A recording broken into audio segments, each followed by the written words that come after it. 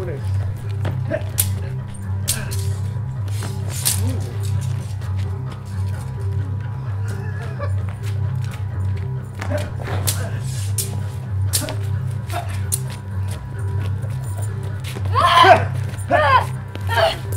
Calm down.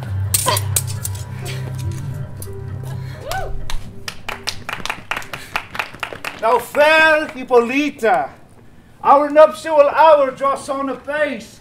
4 happy days bring in another new moon.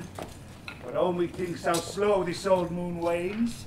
She lingers my desires. 4 days will quickly steep themselves in nights. 4 nights will quickly dream away the time. And then the moonlight to a silver bow now bent in heaven beholds the night of our solemnities. Well, go, Philostrate, stir up this crowd to merriment. Run, guys, go! Rock fast! Yeah! Woo! Awakened hurt and nimble spirit of mirth, turn melancholies forth to funerals. Hippolyta, I woo thee with my sword and won thy love by doing thee injuries, but I will wed thee in another key, with pomp, with triumph, and with reveling. Happy Medicius, sorry now to do. Oh, gracias, Buenajeros. What is the news with thee? Full of vexation come I who complained against my child. My daughter, Hermia. Stand forth, Demetrius. My noble lord, this man hath my consent to marry her. Stand forth, Lysander. And my gracious duke, this man hath bewitched the bosom of my child. Thou, Lysander, thou hast by moonlight at her window sung with feigning voice versus a feigning love. Thou hast interchanged love tokens with my child and stolen the impression of a fantasy which is, and turned to devotion which is due to me, to stubborn harshness. And my gracious duke, be it so she will not hear before your grace, consent to marry with Demetrius. I beg the ancient privilege of the family. If she is mine, I may dispose of her, which shall be to this gentleman, or to her death. What say you, Hermia? Be advised, fair maid, to you your father should be as a god, one that composed your beauties, yea, and one to whom you are but as a form in wax, by him imprinted, and within his power to leave the figure or disfigure it. Demetrius is a worthy gentleman. So is Lysander. In himself he is, but in this kind, wanting your father's voice, the other must be held the worthier. I would my father looked but with my eyes. Rather your eyes must with his judgment look. I do entreat your grace to pardon me. I know not by what power I am made bold, but I beseech your grace that I may know the worst that may befall me in this case if I refuse to wed Demetrius. Either to die the death, or to abjure forever the society of men. Therefore, fair Hermia, consider your desires, know of your youth, examine well your blood, whether if you yield not to your father's choice, you can endure the livery of a nun. For I, to be in shady cloister mewed, to live a barren sister all your life, chanting faint hymns to the cold fruitless moon. Thrice blessed they that masters though their blood, to undergo such maiden pilgrimage. But earthlier happy is the rose distilled, than that which withering on the virgin thorn, grows, lives, and dies in single blessedness. So will I grow, so live, so die, my lord, ere I will yield my virgin patent up unto his lordship, whose unwished yoke my soul consents not to give sovereignty. Take time to pause, and by the next new moon, the sealing day betwixt my love and me, for everlasting bond of fellowship, upon that day either prepare to die for disobedience to your father's will, or to wed Demetrius as he would, or on Diana's altar to protest, for I, austerity and single life. Relent, sweet Hermia, Lysander, yield thy crazy title to my certain right. You have her father's love, Demetrius. Let me have Hermia's. Hey, why don't you marry him, huh? Scornful Lysander, true, he hath my love, and what is mine? My love shall render him, and as she is mine, I do estate all of her by right unto Demetrius. I am, my lord, as well derived as he, as well possessed, and my fortunes every way as fairly ranked, if not with vantage, as Demetrius. What's more than all these boasts can be, I am beloved of beauteous Hermia. Why should not I then prosecute my right? And Demetrius, I'll avouch it to his head, made love to Nadar's daughter Helena. And she's sweet lady dotes. Come on, dote. In idolatry upon this spotted and inconstant man. Oh, I must confess I have heard so much, and with Demetrius thought to spoke thereof. But being overfull of self-affairs, my mind did lose it. But Demetrius, come, and Aegeus, you shall go with me. I have some private schooling for you both. For you, fair Hermia, look you fit your fancies to fit them to your father's will. Come, my Hippolyta. What cheer, my love? Demetrius and Aegeus go along. With duty and desire we follow you.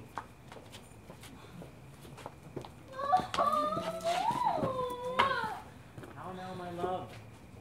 Why is your cheek so pale? How chance the roses there do fade so fast? Be like for want of rain, which I could but beteem them from the tempest of mine eyes. If ever I could read, could ever hear by tale or history, the course of true love never did run smooth, but either it was different in blood. Oh, cross too high to be enthralled too low. Or else misgrafted with respective years. Spite too old to be engaged too young. Or else it stood upon the choice of merit. Oh, hell! Hey. To choose love by another's eye. If ever there were a sympathy in choice, war, death, or even sickness did lay siege to it, making it momentary as a sound, swift as a shadow, short as a dream, and brief as the lightning in the colleague night. How quick bright things come to confusion. If then true lovers have been ever crossed, then it stands as an edict in destiny. Oh, then let us teach our child patience, for it is a customary cross, as due to love as thoughts and dreams, and sighs, wishes, and tears. Poor fancies follow. I have a widowed aunt, once married to a Wall Street mogul of great revenue, and she hath no child. From here, her Hampton's house is but a train ride out, and in that place shall I marry thee.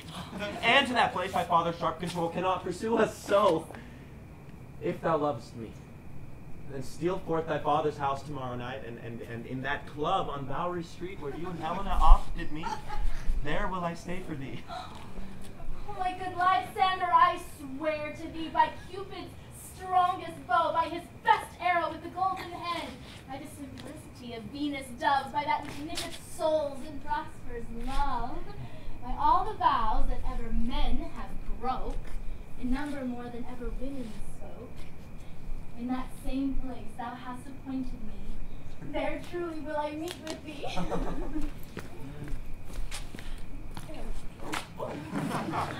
Here comes Hermia, Helena. Godspeed, fair Helena, whither away? Call you me fair? That fair? Again, unsay, Demetrius loves you fair. Oh, happy fair. Sickness is catching. Word favor, so your words I catch, fair Hermia, ere I go. My ears should catch your voice, my eye your eye, my tongue should get your tongue's sweet melody. With a world mind, Demetrius being baited. The rest I'll give to be to you translated. Teach me how you look, and with what art you sway the motion of Demetrius' heart. I frown on him, and yet he loves me still. Oh, that your frowns could teach my smile such skill. I give him curses, and yet he gives me love. Oh, that my prayers can such affection move. The more I hate, the more he follows me. The more I love, the more he hateth me. His folly, Helena, is none of mine. None but your beauty. Let that fault remind. Take comfort. He no more shall see my face. Lysander and myself will fly this place. Helen, to you our minds we will unfold tomorrow night. a time when lovers' flights doth still conceal through the busy city night we have devised to steal. And in that club on Bowery Street where often you and I did meet to escape our woes, emptying our bosoms of their counsel sweet, there my Lysander and myself shall meet, and hence from the city turn away our eyes to seek new friends and strange companions. Oh! Farewell, sweet playfellow. Pray thou for us, and good luck grant thee thy Demetrius. Keep word, Lysander. We must starve our sight from lovers' food until tomorrow deep midnight. Hey, I will, gentle Hermia. Oh, Ellen, adieu.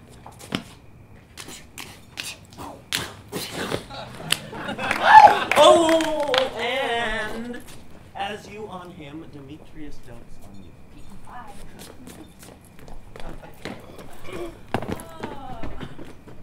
How happy some, or other some can be. Through Brooklyn I am thought as fair as she would one of that. Demetrius thinks not so. He will not know it all, but he doth know, and as he errs doting on Hermia's eyes, so I admiring of his qualities. Things base and wild, holding no quantity love can transpose to form and dignity. Love looks not with the eyes, but with the mind, and therefore is being Cupid painted blind, nor hath those mind of any judgment taste wings, and no eyes figures on heady haste, and therefore is love said to be a child, because in choice he is so oft beguiled, as waggish boys in foolish games themselves forswear. So, the boy love is perjured everywhere. For ere Demetrius looked on Hermia's eye, hailed, down owes that he was only mine. And when this hail some heat from Hermia felt, so he dissolved, and showers of oaths did melt.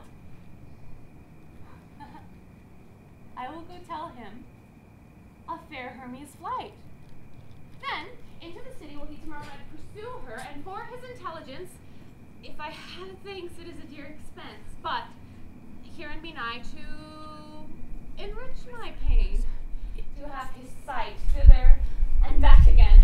Woo!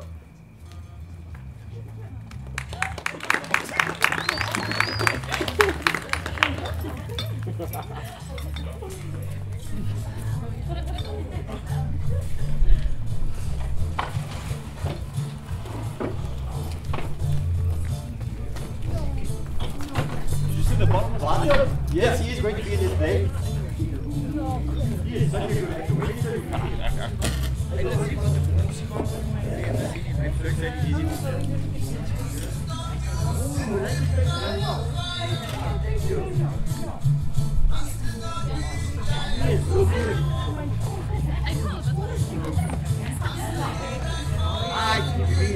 Oh, you have dancers.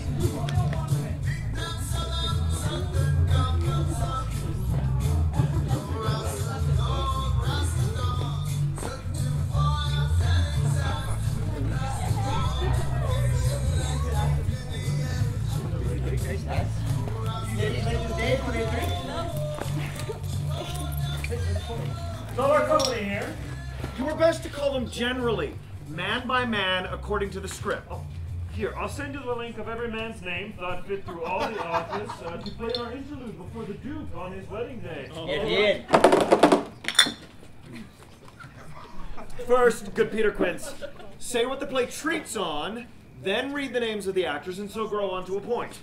Our play is the most lamentable comedy and most cruel death of Pyramus and Thisbe. Very good piece of work, I assure you, and a merry. Now, good Peter Quince, call forth the actors by the scroll. Masters, spread yourselves. Answer as I call you. Nick Bottom, web design. Ready. Say what part I am for and proceed. You, Nick Bottom, are set down for Pyramus.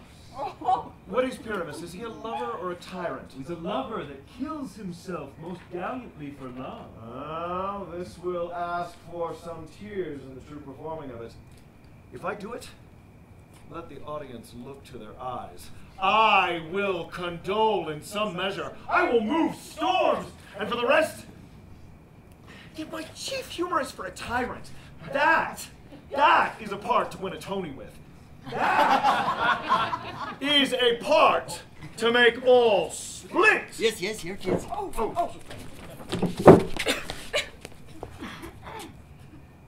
The raging rocks and shivering shocks shall break the locks of prison gates. Amphibious cars shall shine from far and make it more the foolish fates.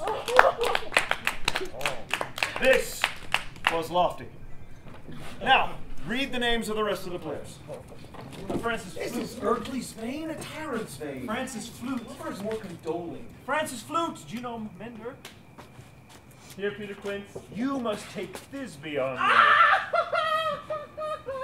What is Thisbe? Wandering Knight? It's a lady that Pyramus must love. Nay. Faith, let not me play a woman. I have a beard coming. Oh, that's all one. You shall wear a wig, and you may speak as small as you will. And I may wear a wig. Let me play Thisbe too. Oh, yes, you could do. I'll speak in a monstrous little voice. Thisbe, Thisbe. Oh, Pyramus dear, my lover dear, and lady dear. No, you must play Pyramus, and Flute, you Thisbe. Quince, Proceed. Robin Startling, you can play the mother's part. Tom Smug, tech support. Here, Peter Quince. You can play Pyramus's father, myself, Thisbe's father, obviously. Or rather, you can play the lion's part, and there, I hope, is a play fitted. Have you the lion's part written? I pray if you do, give it me, for I am slow of study. Oh, you may do it extempore, something but roaring. Oh, let me play the lion too! I will roar that it will do any man's heart good to hear it. I will roar that the Duke shall say, let him roar again. Let him roar again. If you should do it too terribly, you would fright the Duchess and the ladies, that they were to shrink, and that were enough to hang us all. That would hang us every mother's son. I grant you, friends, if that we should frighten the ladies out of their wits, they should have no more discretion but to hang us. But I will aggravate my voice so that I will roar you as gently as a sucking dove. I will roar you, and 'twere any nightingale. Roar. You can play no part but Pyramus, for Pyramus is a sweet-faced man. A proper man is one sees in a summer's day, a most lovely, gentleman-like man. Therefore, you must needs play Pyramus. Well, I will undertake it. But masters, here again are your scripts, and I am to entreat you, request you, and desire you to con them by tomorrow night. At the angel statue, near the boathouse in Central Park, by midnight there we shall rehearse. For if we were to meet in the city, we would be dogged with company and our devices known. In the meantime, I will gather a list of props such as our play wants. I pray you, fail me not. We will meet, and there we may rehearse more obscenely and courageously. Take pains, be perfect. Adieu. At the angel statue we meet. Enough! Piss or get off the pot. Ra! Ra! Ra!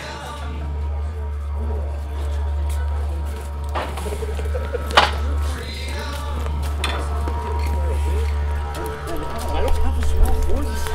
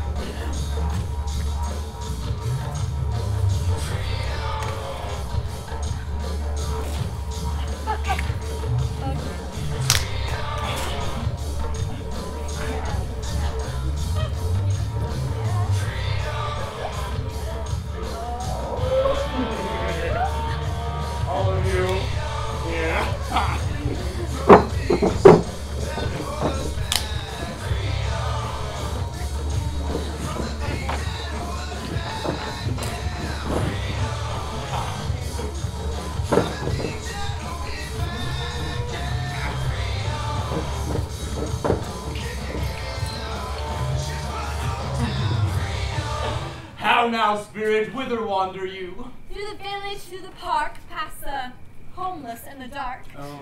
I must wander everywhere, swifter than the moon's sphere.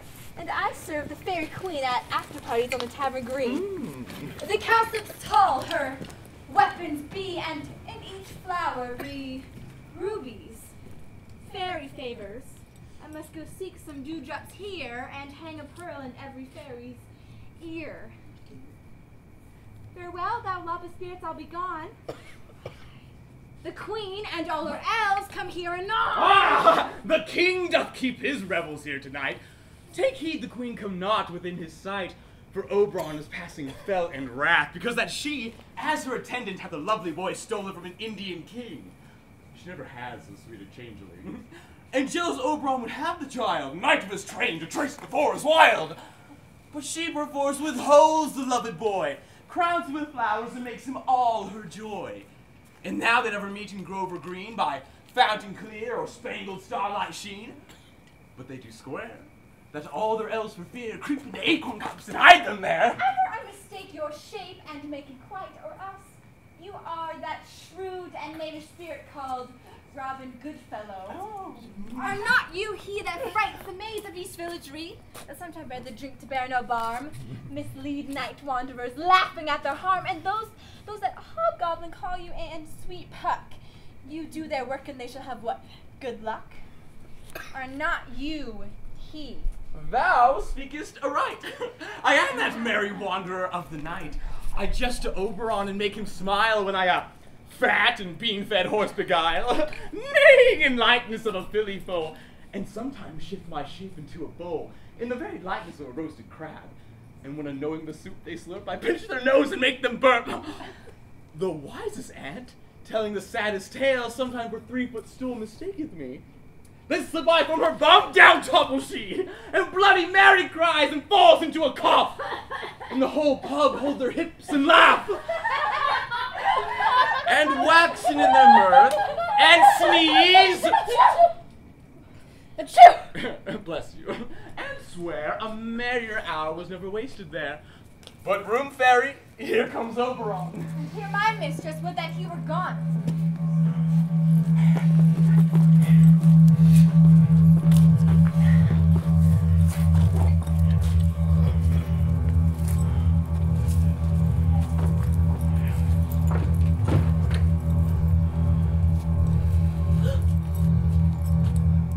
Ill met by moonlight, proud Titania. What? Jealous Oberon? Very skip hence! I have forsworn his bed and company. Tarry, rash wanton! Am not I thy lord? Then I must be thy lady. But I know when thou wast stolen away from fairyland in the shape of Corin, sat all day playing on pipes of corn and versing love to amorous Phillida. Why art thou here, come from the farthest steep of India, but that forsooth the bouncing Amazon, your buckskin mistress and warrior love, to Theseus must be wedded. And you come to give their bed joy and prosperity.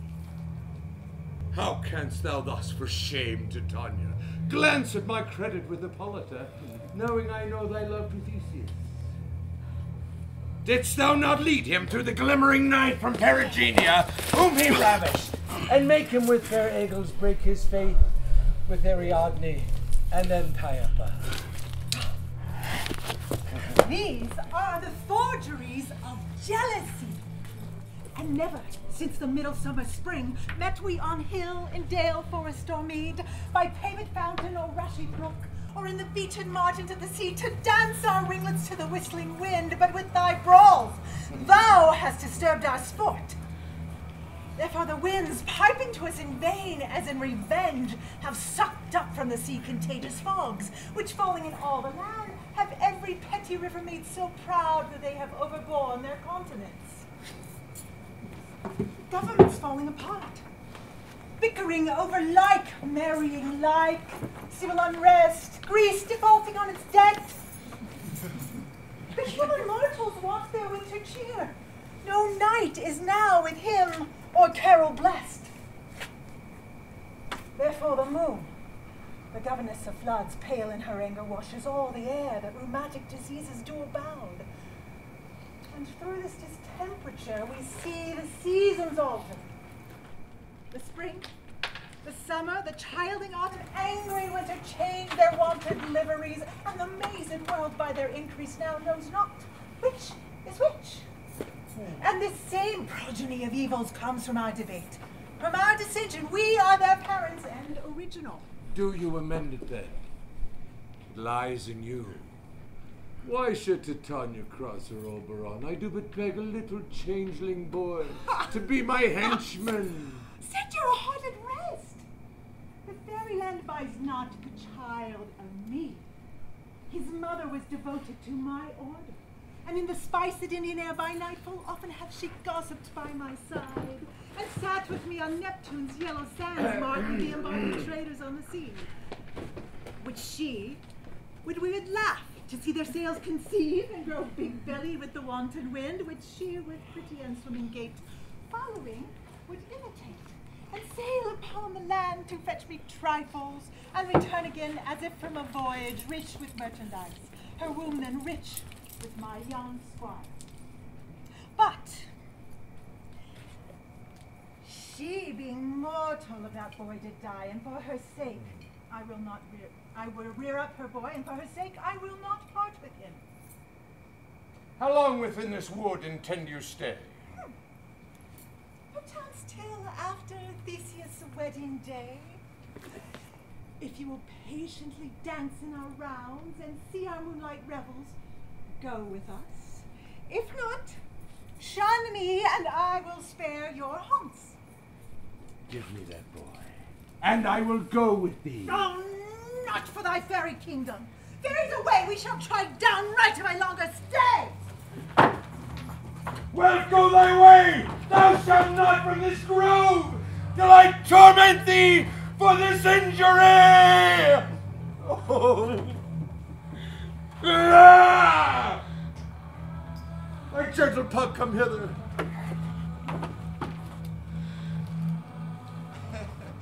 Thou rememberest, since once I sat upon a promontory and heard a mermaid on a dolphin's back uttering such dulcet and harmonious breath that the rude sea grew civil at her song, and certain stars shot madly from their spheres to hear the sea maid's music. I remember. That very time I saw, but thou couldst not.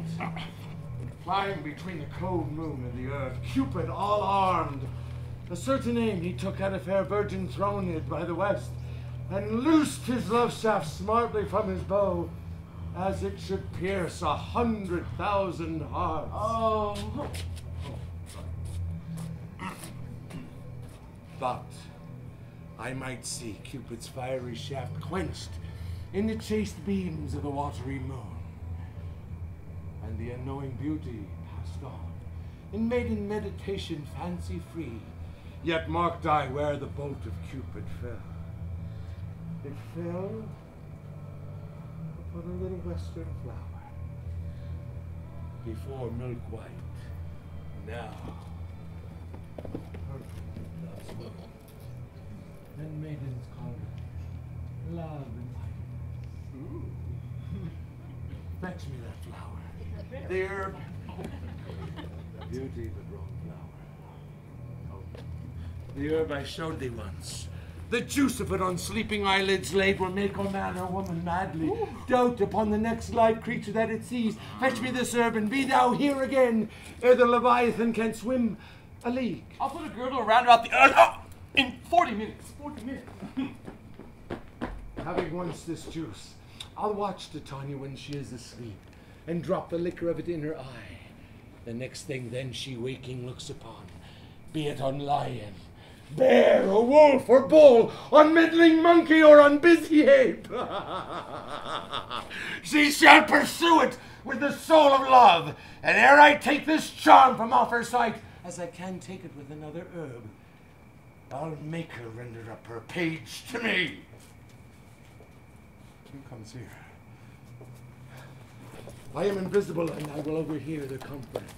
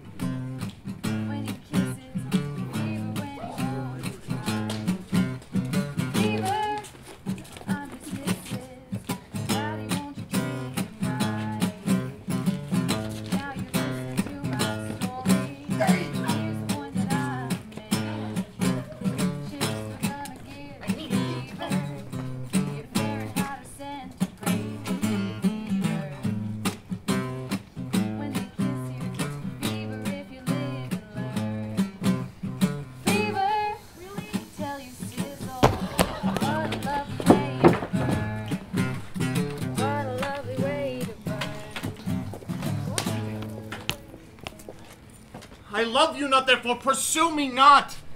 Where is Lysander and fair Hermia? The one I'll slay, and the other slayeth me.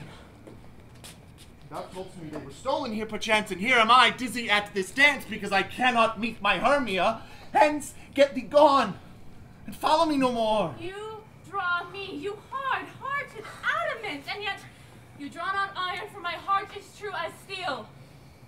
Leave you your power to draw, and I shall have no power to follow you. And do I entice you? Do I speak you fair? Or do I not in plainest truth tell you that I do not, nor I cannot love you? And even for that do I love thee the more. I am your spaniel and Demetrius. The more you beat me, I will fawn on you. Oh. You see, but as your spaniel spurn me, strike me, neglect me, lose me, only give me leave unworthy as I am to follow you. What worse place can I beg in your love, and yet a place of high respect with me than to be used as you do your dog? Tempt not too much the hatred of my spirit, for I am sick when I look on thee. And I am sick when I look not on you. Oh, you do impeach your modesty too much, to commit yourself into the hands of one that loves you not, to trust the opportunity of night and the ill counsel of this deserted place with the rich worth of your virginity. Your virtue is my privilege, so that it is not night when I do see your face, and in this dark place I'm not alone. I'll run from thee, and hide me in the brakes, and leave thee to the mercy of wild beasts. The wildest hath not such a heart as you. Run when you will, the story shall be changed. Apollo flies, and Daphne holds the chase. The dog pursues the griffin, the mild hind makes speed to catch the tiger. Ruthless speed when cowardice pursue, and valor fly. I'll not stay thy questions, let me go. Or if thou follow, do not believe, but I shall do thee mischief in the wood. Aye, in the temple, in the town, in the field, you do me mischief. Fie, Demetrius. Your wrongs do set a scandal on my sex. We cannot fight for love, as men may do. We should be wooed, and we're not made to woo. No. I follow thee, and make a heaven of hell to die upon the hand I love so well.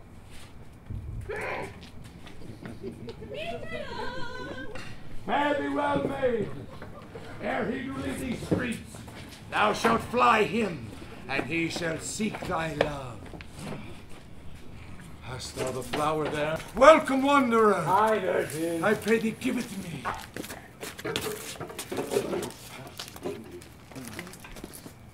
I know a bank where the wild thyme blows, where oxlips and the nodding violet grows, quite o'er-canopied with luscious woodbine, with sweet musk roses and with eglantine. There sleeps Titania some time of the night, lulled in these flowers with dances and delight. And there the snake throws her enameled skin, weed wide enough to wrap a fairy in. And with the juice of this, I'll streak her eyes and make her full of hateful fantasies. Here, take thou some of it, and seek through this grove a sweet Manhattanite lady is in love with a disdainful youth. Anoint his eyes, but do it when the next thing he espies may be the lady.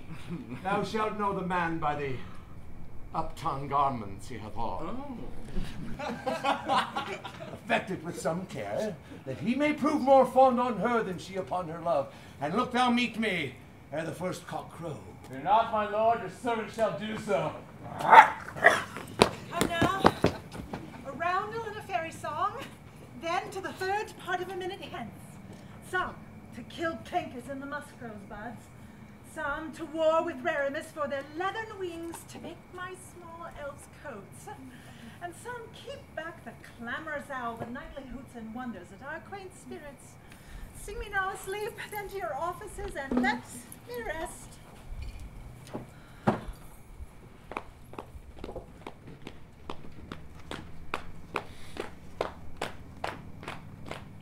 You snakes with double tongue. come.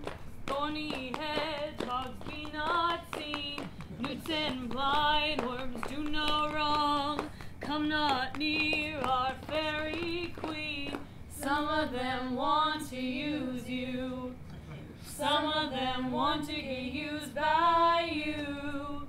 Sweet dreams are made of these. Who am I to disagree? Travel the world and 7 seas. Everybody's looking for something. Some of them want to use you. Some of them want to get used by you.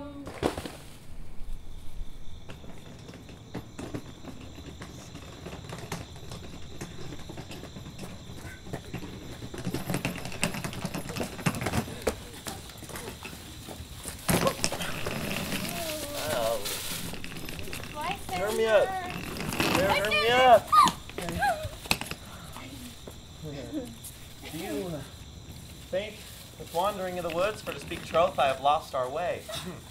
So we shall rest us here, gentle Hermia, and tarry for the comfort of the day. Be it so, Lysander. Find you out of bed, for I upon this bank will rest my head. One turf shall serve as pillow for us both. One heart, one bed, 2 bosoms, and 1 troth.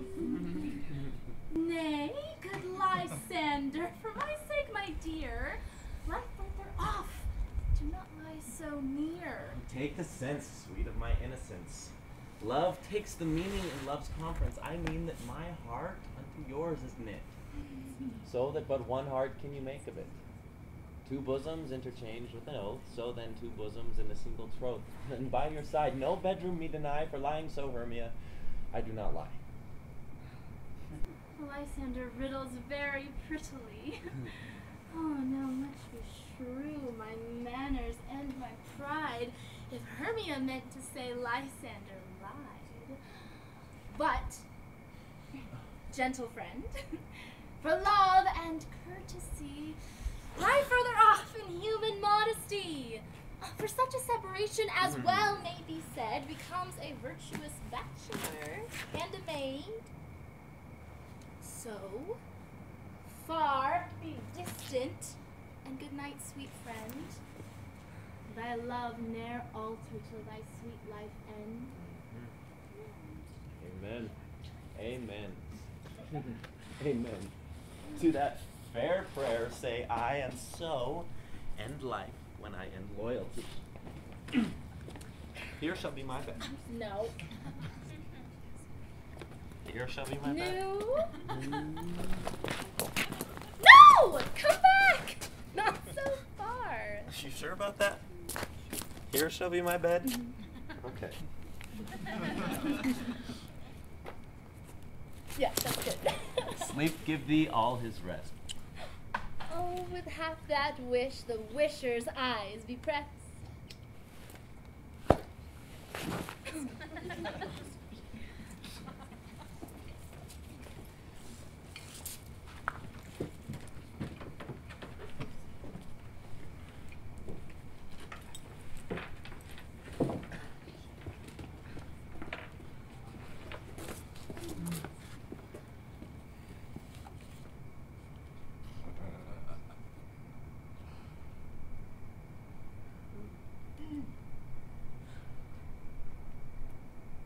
What thou seest when thou dost wake, do it for thy true love take. Love and languish for his sake, be it ounce or cat or bear, pard or boar with bristled hair. In thine eye that shall appear, when thou wakest, it is thy dear. Wake, when some vile thing is near.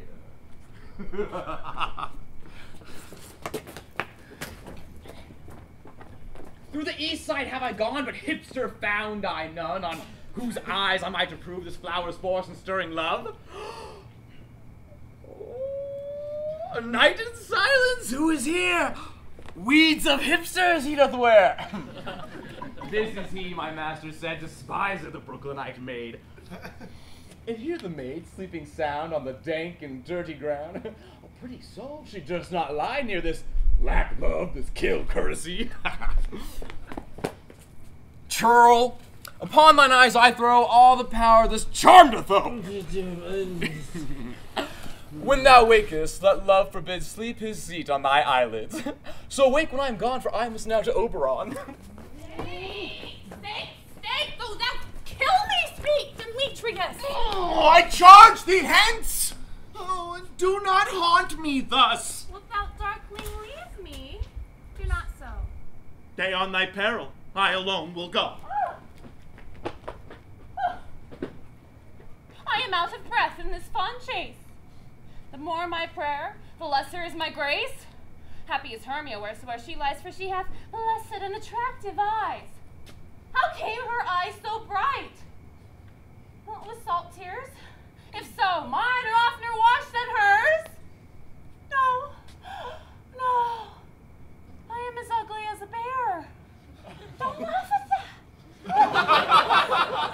For wild beasts that meet me do run away for fear. Therefore no marvel though Demetrius do as a monster fly my presence thus.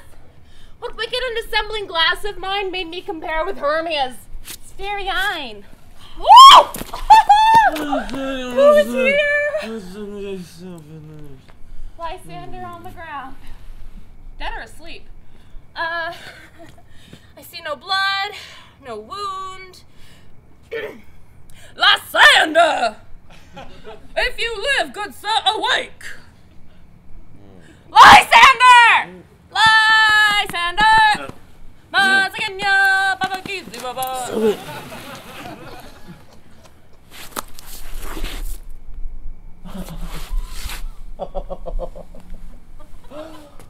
And run through fire I would for thy sweet sake. Okay. Transparent Helena, nature here shows art, so that through thy bosom I may see thy heart. Now where is Demetrius? Oh, how fit a word is that vile name to perish upon my sword. Say not so, Lysander, say not so. What? Though he loves your Hermia, Lord, what though yet? Hermia loves you still, then be content.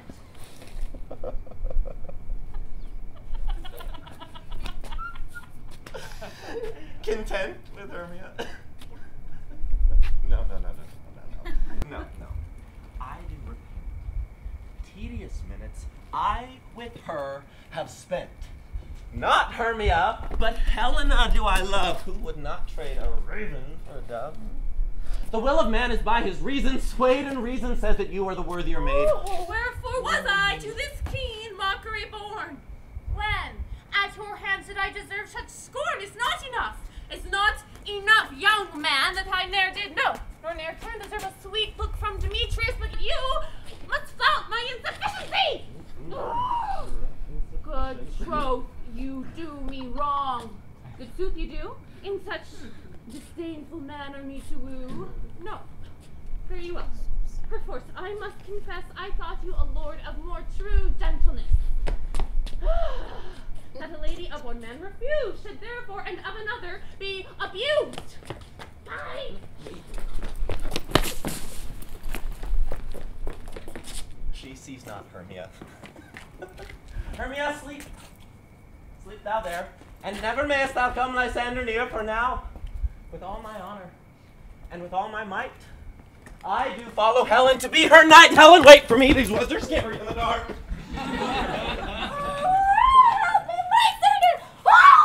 thy best to pluck this crawling serpent from my breast. Oh, I me for pity. What a dream was here. Oh, Lysander, look how I do quake with fear. Oh, methought a serpent ate my heart away, and yet sat smiling at his cruel prey. Lysander! What, removed? Lysander! Lord! What, out of hearing gone? No sound, no word? Alack, where are you? Speak, and if you hear, speak of all loves.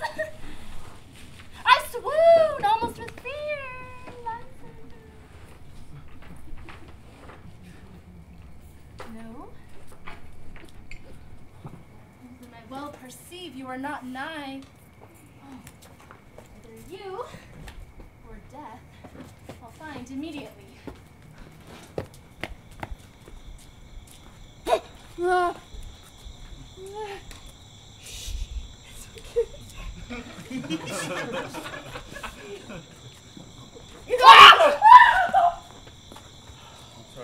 Are we all met? Here is a marvelous place for our rehearsal. Peter Quince. This boathouse shall be our stage, and that hawthorn brake our dressing room. Peter Quince. And we shall do it in action as we will before the Duke. Peter Quince! What's this, Bolivano? There are things in this comedy of Pyramus and Thisbe that will never please. First, Pyramus must kill himself, which the ladies cannot abide. Oh. How answer you that? Great shades of Gandhi. A parlous fit. Oh, I believe we must leave the killing out. No, not a whit. I have a device that will make all well. Write me a prologue, and let the prologue seem to say that we will do no harm with our swords, and that Pyramus is not killed indeed. And for the more better assurance, tell them that I, Pyramus, am not Pyramus, but am Bottom, the web designer. This will set them out of fear. Well, we shall have such a prologue, and it shall be written in 8 and 6. No, let it be 2 more. Let it be written in 8 and 8. Oh, will the ladies not be afraid of the lion? Oh, I fear it. I promise you. Masters, you ought to consider with yourselves to bring in, God shield us, a lion among ladies is a most dreadful thing. For there is not a more fearful wildfowl than your lion of living, and we ought to look to it. Therefore, another prologue must be written to say that he is not a lion? No. He must name his name, and half his face must show through the lion's neck, and he must speak through, saying thus, or to the same defect. Ladies, or fair ladies. I would wish you, or I would request you, no, I would entreat you not to tremble, not to fear, my life for yours. If you think I am come hither as a lion, it were pity of my life. No, I am no such thing. I am a man as other men are. And there indeed let him name his name and tell him plainly that he is smug. Well, it shall be so, but there is 2 hard things. That is to bring moonlight into the chamber, for as you know, Pyramus and Thisbe do meet by moonlight. Not the moon shine that night we play our play? Oh, I have an app for that. Oh. An app, look to the app, find out moonshine. Find out moonshine. No, don't you, I know how to work my phone. But yes, it does shine that night. Then we must leave the casement of the great chamber window where we play open, and the moon may shine in at the casement. Yeah. Huh? Or else one must come with a lantern and a bush of thorns and say she is to disfigure or present the Persian moonshine. Then there's another thing. We must have a wall in the great chamber, for Pyramus and Thisbe says the story did talk through the chink of a wall. You can never bring in a wall. What say you, Bottom? Some man or other must portray wall. And let him have some plaster or some loam or some rough cast about him to signify wall. Or let him put his fingers thus. Thus. And through the cranny, Pyramus and Thisbe may whisper. Well, if that is so, then all is well. Come, every mother's son, sit and rehearse, Pyramus. When you have spoken that speech, enter into that hawthorn brake, and so everyone according to their cue. What heaven homespuns have we swaggering here so near the cradle of the fairy queen? What? A play towards? I'll be an auditor. An act or 2, perhaps, if I see cause. Hi.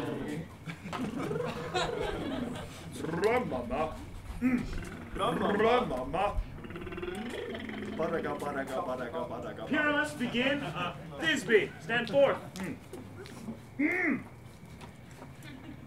Thisbe, thy odious flowers savor sweet. Odors. odor. Ogres savor sweet. So hath thy breath, my dearest Thisbe dear. But hark, a voice. Ah, stay thou but here a while, and by I will to thee appear. A stranger Pyramus than e'er played here. Well, must I speak now? I marry, must you? For you must understand, he goes but to see a noise he heard, and is to come again. Oh. Most radiant No, Pyramus, hold on. most lily white of hue. No, start over. Do it. Go. Most radiant Pyramus, most lily white of hue, of color like the red rose on triumphant pride, most brisky juvenile, most lovely Jew, most tourist horse that yet would never tire, amid the Pyramus and in his tomb No. Ninus tomb, man. Why, you must not speak that yet. That you are to answer to Pyramus. You speak all your lines at once. Cues and all. Sorry.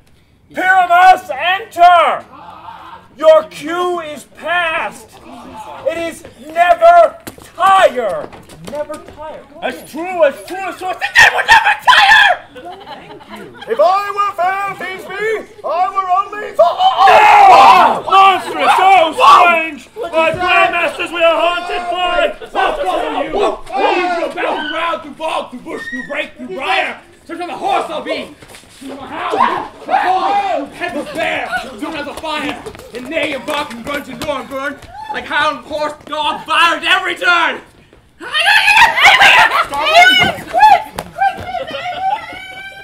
Why do they run away?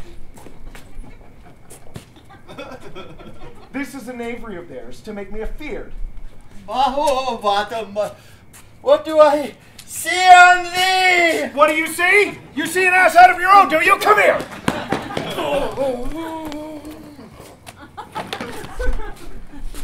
Oh, bless thee, bottom, bless thee, thou art the translator. Hey! I see their knavery.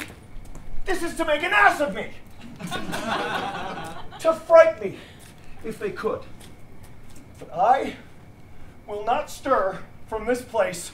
Do what they can. I will walk up and down here, and I will sing that they shall hear that I am not afraid.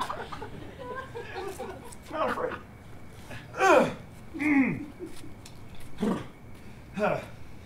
Okay. The woo so cock, so black of hue, with orange tawny bill. The throstle with his notes so true, the wren and the little quill.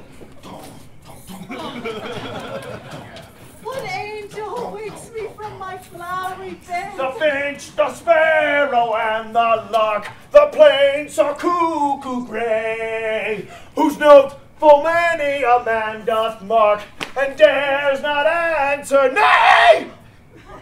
Whoa. I pray thee, gentle mortal, sing again. Mine ear is much enamored of thy note, and mine eyes enthralled to thy shape, and thy fair virtue's force.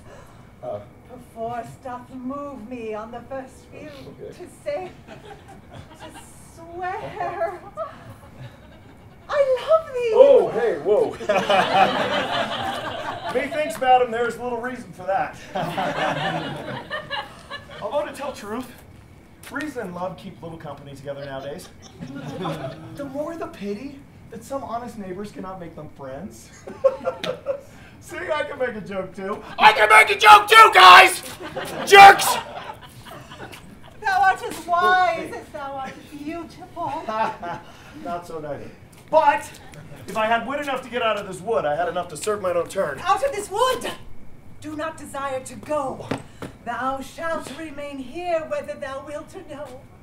I am a spirit of no common rate, and the summer still doth tend upon my state. And I do love thee. Whoa. Therefore go with me. I'll give thee fairies to attend on thee. Oh. And they shall fetch thee jewels pressed flowers doth sleep. And I will purge thy mortal grossness so that thou shalt like an airy spirit go. Peas blossom! Ready? Cobweb! Ready? Moth! Ready. Mustard seed! Ready. Be kind and courteous to this gentleman. Hop in his walks and gambol in his eyes, and feed him with apricots and dewberries, and purple grapes, green figs, and mulberries. The honey bags steal from the humblebee, and for night tapers crop their waxen thighs and light them at the fiery glowworm's eyes, to have my love to bed and to arise. And pluck the wings from painted butterflies to fan the moonbeams from his sleeping eyes. Oh, not to him elves and to him courtesies. Hail, mortal, hail. Hail. Hail. Hail.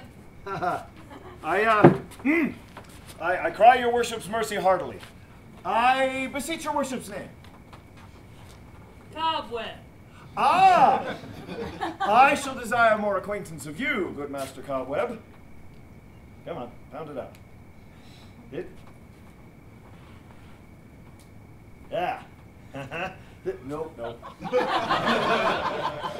If I cut my finger, I shall make bold with you. Ah! Your name, honest madam? Peas blossom. Oh, commend me to your mistress, Squash, your mother, and to Master Peascod, your father. I shall desire more acquaintance of you, too, good Master Peascod. Your name, I beseech you, madam. Mustard seed. Oh, yeah, yes. I know your patience well, good Master Mustard Seed. That, same coward-like giant ox beef hath devoured many a gentleman of your house. I promise you, your kindred have made mine eyes water ere now. Wow, shall desire more acquaintance of you, good Master Mustard Seed. Come, wait upon him. Lead him to my bower. What? Hey! The moon, methinks, looks with a watery eye, and when she weeps every little flower. Lamenting some enforced chastity. Wait, what? Tie up my lover's tongue. Break him silently.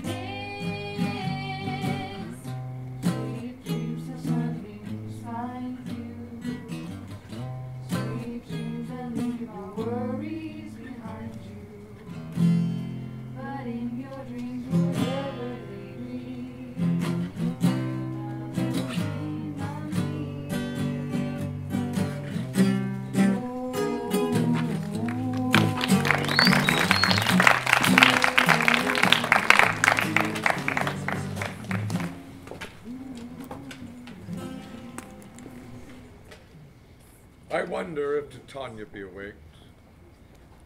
Then what it was that next came in her eye which she must dote on in extremity. Here comes my messenger. Now, mad spirit, what night rule now about this haunted grove? My mistress, the monster, is in love! near to her close and consecrated bower while she was in her dole and sleeping hour, a crew of Patch's Google geeks that worked the New York office summer weeks were met together to rehearse a play intended for great Theseus' nuptial day. The shallowest thick skin of that barren sort who Pyramus presented in their sport forsook his scene and entered in a break. When I did him at this advantage take, an ass's knoll I fix it on his head. When they him spy, away his fellows fly. He murder cries and help from NYPD calls. When in that moment, so it came to pass, Titania waked and straightway loved an ass. This falls out better than I could devise. But hast thou yet latched the hipster's eyes with the love juice as I did bid thee do? I took him sleeping, that is finished too, and the Brooklynite maid by his side, but when he waked before she must be eyed.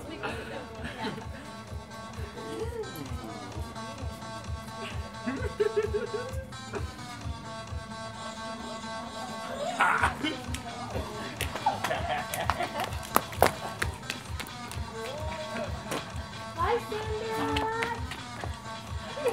Lysander! You guys see my boyfriend?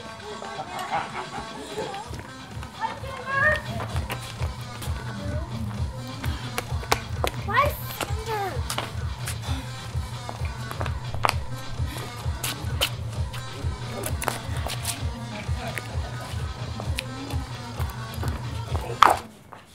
Stand close. This is the same Bohemian. No, this is the woman, but not this the man. Oh.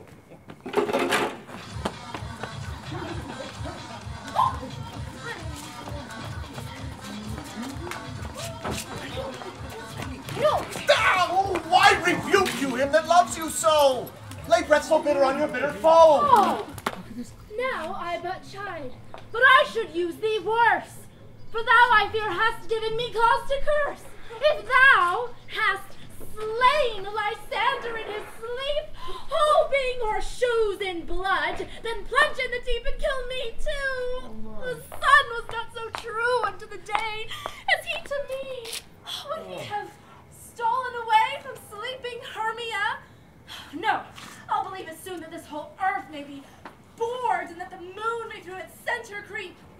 It cannot be, but thou hast murdered him. So should a murderer look, so dead, so grim. Oh, so should the murderer look, and so should I, pierced through the heart with your stern cruelty.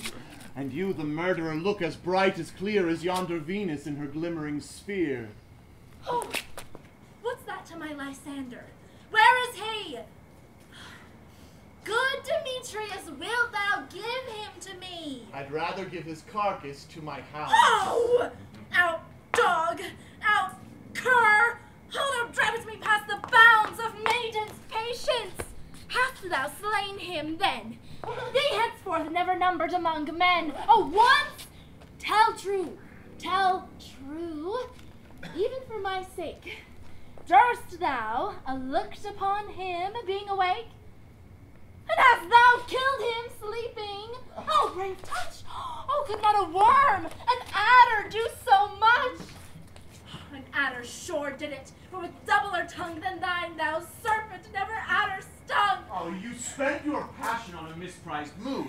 I am not guilty of Lysander's death, nor is he dead, aught that I can tell. I pray thee then, tell me that he is well. And if I could, what should I get therefore? A privilege never to see me more, and from thy tainted art I so. See me no more, whether he be dead or no.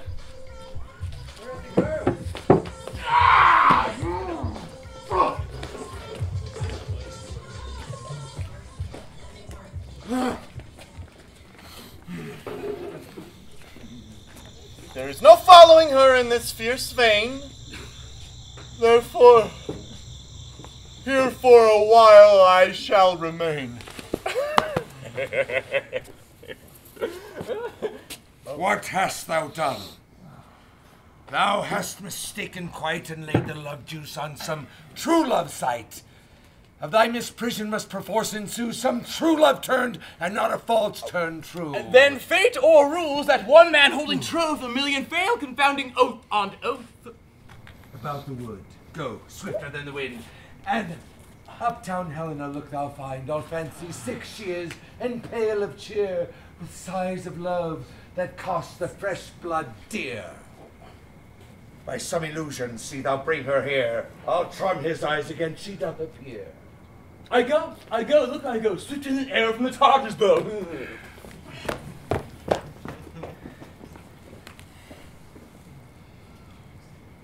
Flower of this purple dye, hit with Cupid's archery, sink an apple of his eye. When his love he doth espy, let her shine as gloriously as the Venus of the sky. When thou wakest, if she be by, beg of her for remedy. Captain of a fairy band, Helena is here at hand, and the youth mistook by me, pleading for a lover's fee. Shall we their fond pageant see, Lord, what fools these mortals be? Stand aside, the noise they make will cause Demetrius to awake. Then we'll two at once woo one. This must needs be sport alone. Those things do best please me that befall preposterously. Why should you think that I should woo in scorn? Scorn and derision never come in tears. Look, when I vow, I weep. You are not correct. Why do these things in me seem scorn to you, bearing the badge of faith to prove them true? You do advance your cunning more and more when truth kills truth. Oh, devilish holy fray! These vows are Hermia's. Will you give her o'er? Weigh oath with oath, and you will nothing weigh. Your vows to her and me put in true scales will even weigh, and both as light as hail. But I had no judgment when to her I swore. Not in my mind now. You give her o'er. Well, Demetrius loves her, and he loves not you. Oh, Helen. Oh. Goddess, nymph, perfect divine, to what, my love, shall I compare thine eyne? Crystal is muddy. Oh, how ripen show thy lips, those kissing cherries tempting grow. Let me kiss this princess of pure white, this seal of bliss. Oh, no. No. What? Oh, how? I see you are bent to set against me for your merriment. Whoa. If you were civil and knew courtesy, you would not do me this much injury. Can you not hate me as I know you do, but must you join in souls to mock me too? Oh, if you were men as men you are in show, you would not use a gentle lady so. To vow, to swear, and to bepraise my parts, and I am sure you hate me with all your parts. You are both rivals and love Hermia, and now rivals to mock Helena. Trim exploit, a manly enterprise to conjure up tears in poor maid's eyes with your derision, and all to make you sport. Demetrius, you are unkind, be not so, for you love Hermia. This you know, I know, so here with all goodwill and with all my heart of Hermia's love, I do yield you up my part, so then yours of Helen to me bequeath, whom I do love, and I will do to my death. Never did mockers waste more idle breath. Oh, Lysander, keep thy Hermia, I will none. If e'er I loved her, all that love is gone. My heart to her, but as guest-wise sojourned. And now to Helen, it is home returned. There to remain. Oh, yeah. It is not so. Disparage not the faith thou dost not know, lest thou abide it dear. Look where thy love comes. Yonder is thy dear. Oh, dark eyes with brilliant eye, his function takes. Ear more quick of apprehension makes. Wherein it doth impair the seeing sense, it pays the hearing double recompense. Lysander, oh! Thou art not by mine eye, Lysander, found by ear. I think it hath led me to that sound. But why, unkindly, didst thou leave me so? Well, why should he stay when love doth press to go? What love could press Lysander from my side? Lysander's love that would not let him bide. Fair Helena, I do love thee. Why seekest thou me? Could not this make thee know that the hate I bear thee made me leave thee so? Oh, you speak not as you think. It cannot be. Love! She is one of this confederacy. Now I perceive. They have conjoined, all three, to fashion this false sport in spite of me. Injurious Hermia! Oh, injurious Hermia. Most ungrateful maid. Have you conspired? Have you with these contrived to bait me with this foul derision? Is all the counsel we have shared, the sisters' vows, the hours when we have chid, the hasty appointed time for courting as though this all forgot. Possible they friendship smile to innocence. We, Hermia, like two artificial gods, as if our hands, sides, voices, and minds have been incorporated. Two lovely berries molded on one stem. So with two sweet bodies and one heart, and you were of her ancient love asunder to join in men in scorning your poor friend. It is not friendly. It is not maidenly. Our sex, as well as I may chide you for, though I alone do feel the injury. I am amazed at your passionate words. I scorn you not. It seems that you scorn me. Have you not said Lysander as you scorn to follow me, and bid him embrace my eyes and face? And made your other love Demetrius, who even but now did scorn me with this what you call me, goddess, nymph, divine, and rare, precious, celestial. Wherefore speaks he this to her he hates? Wow! And wherefore does Lysander deny your love so rich within his soul, and tender me forsooth affection, but by your setting on, by your consent? I did what? So I be not so embraced as you, so hung upon with love, so fortunate but miserable most to love unloved. This you should pity rather than despise. I understand not what you mean by this. I do. Persevere. Counterfeit sad looks. Make mouths upon me when my back is turned.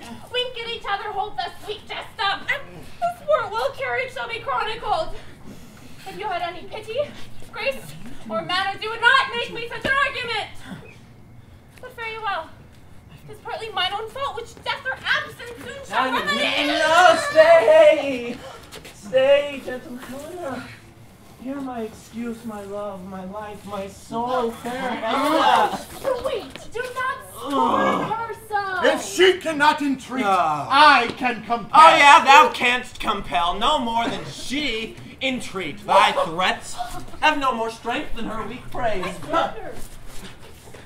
Helen, I do love thee, by my life, and will prove by that which I will lose for thee, to prove him false that says I love thee not. And I say I love thee more than he can do. Oh yeah, well if thou say so, then withdraw and prove it too. Quick, come. Lysander! Where to tempt all of this? Away, you bottled blonde. Oh!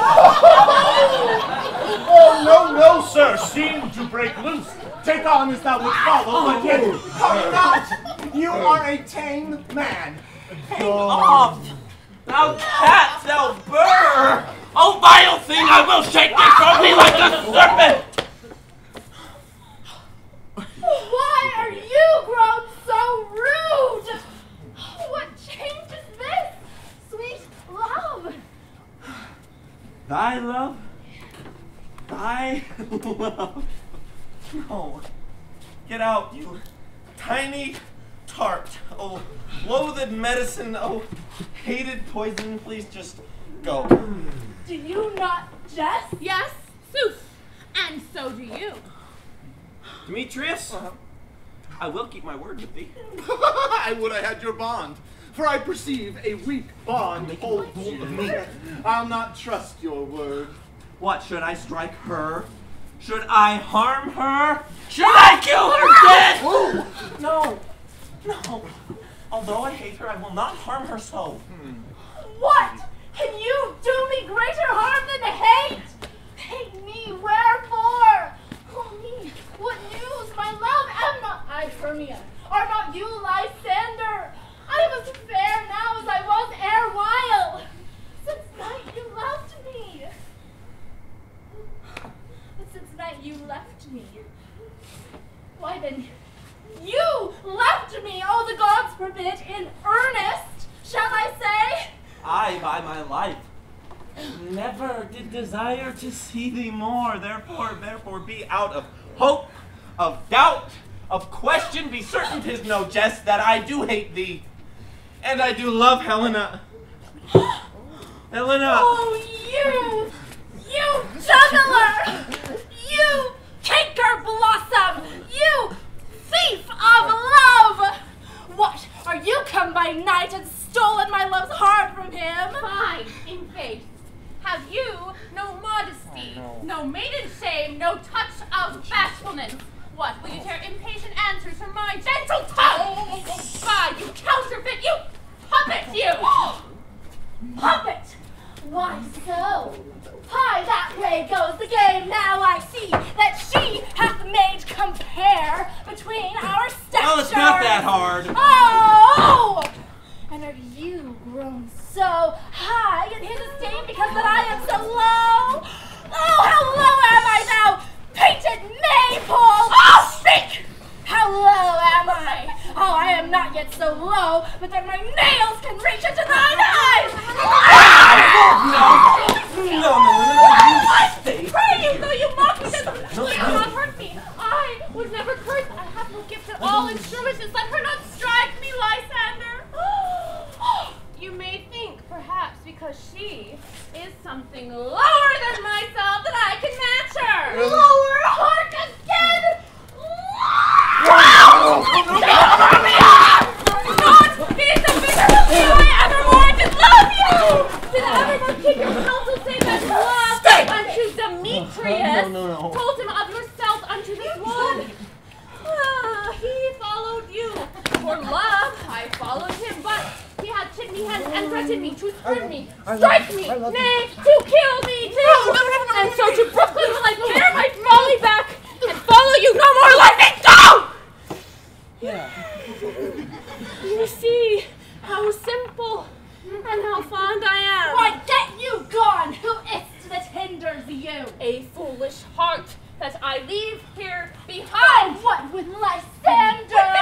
Oh, fear not, gentle Helena, for she shall not harm thee.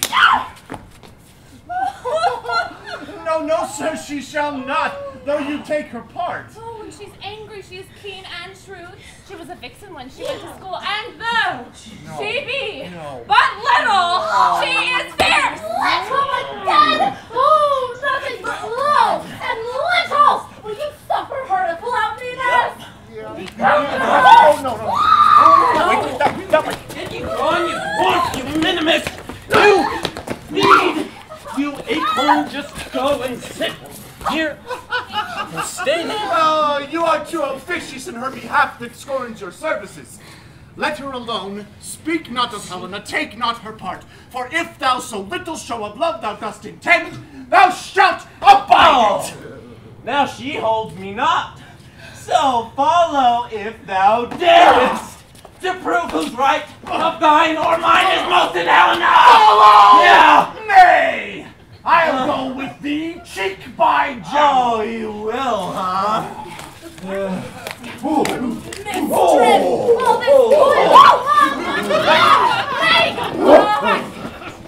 I will not trust you. I'm no longer in your cursed company. Stay. Your hands and mine are quicker for a fray. My legs longer to run away. Oh, I am amazed and don't know what to say.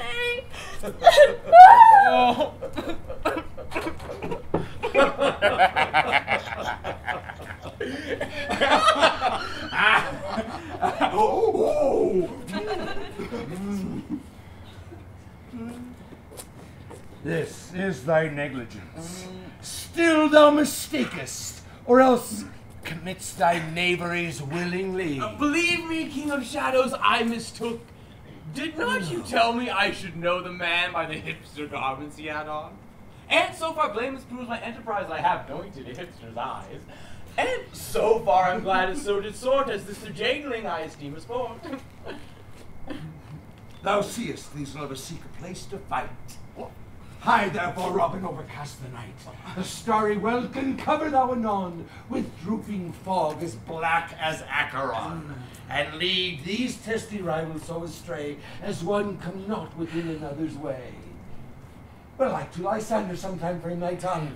Then stir Demetrius up with bitter wrong, and sometime rail thou like Demetrius. And from each other look thou lead them thus. Then crush this herb into Lysander's eye. When they next wake, all this derision shall seem a dream and fruitless vision. Whiles I in this affair do thee employ, I'll to my queen and beg her Indian boy, and then I will her charmed eye release from monsters' view, and all things shall be peace! Oh, my very lord! This must be done with haste, for knights with dragons cut the clouds full fast, and yonder shines Aurora's harbinger, at whose approach ghosts wandering here and there trip on the churchyards. Damned spirits all that in crossroads and floods have burial. Already to the wormy beds are gone for fear lest day should look their shames upon. They willfully themselves exile from light, and must for eye consort with black-browed night. But we are spirits of another sort. Oh. I with the morning's love have oft made sport, and like the forest o'er groves may tread, even to the eastern gates all fiery red, opening on Neptune's of fair blessed beams, turns into yellow gold his salt green streams. But notwithstanding haste, make no delay, we may effect this business yet ere day. Up and down, I will lead them up and down. I am feared in field and town, goblin lead them up and down. Here comes one.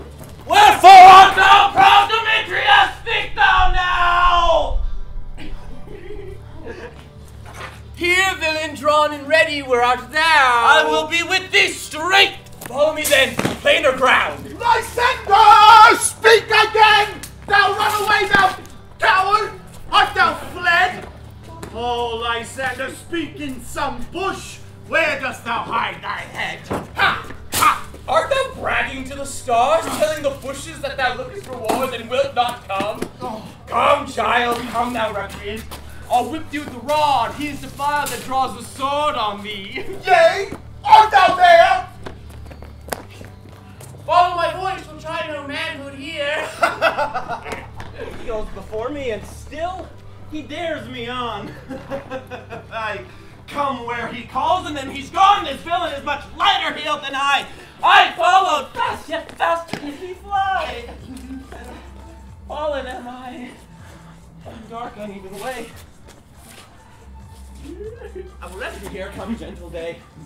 And if thou dost ever show me thy grey light, I will fight Demetrius and revenge this fight! Ho, ho, ho, coward, why comest thou not? Oh, abide me, if thou darest, for well I wot thou runnest before me, shifting every place, and darest not stand nor look me in the face.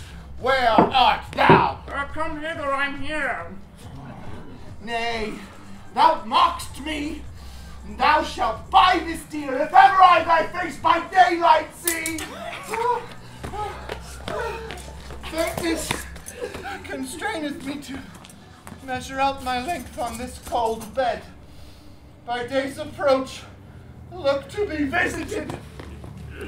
Oh, weary night, oh long and tedious night, fate thy hours, and shine comforts from the east, so that I may back to Brooklyn by daylight from these that my poor company detest. Ooh. And sleep that sometimes shuts up sorrow's eye. Still be a while for mine own company. Yet but three. Come one more! Two of both kinds makes up four. Oh, here she comes, cursed and sad. Cupid is a knavish lad, else to make more females mad. Oh, never so weary, never so in woe, bedabbled with dew and torn with briars. I can no further crawl, oh, no further go. My legs cannot keep pace with my desires. Left, right, swizzle, swizzle, slide! Oh, and here I will rest me till the break of day. Heavens, shield Lysander if they mean a fray. Oh, on the ground sleep sound. I'll apply to your eye gentle love a remedy. Oh, when thou wakest, thou takest true delight in the sight of thy former lady's eye. And the country proverb known that every man should take his own, in your waking shall be shown. Jack shall have Jill, naught shall go ill. The man shall have his mare again, and all shall be well.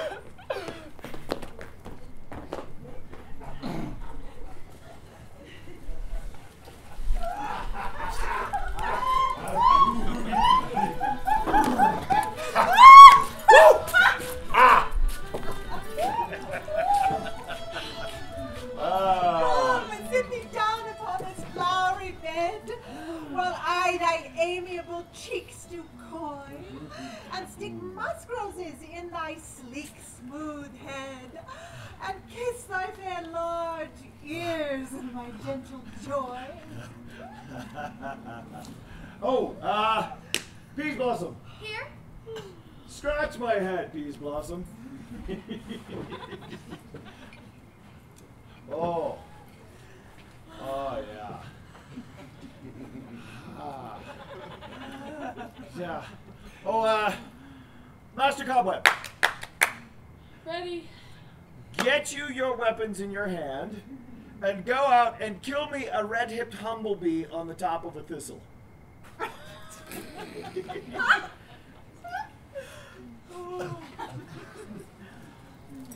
Oh, and Master, bring me the honey back.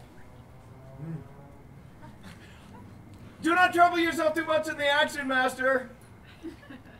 Done? But make sure the honey bag break not! For I would hate to see you overflown with a honey bag, Master. Now I'm done. Oh, Master Mustard Seed. Ready? Give me your neef, Master Mustard Seed. Oh, I pray you leave your curtsy, Master. Oh. What is your will? Nothing, good master, but to help Cobweb to scratch.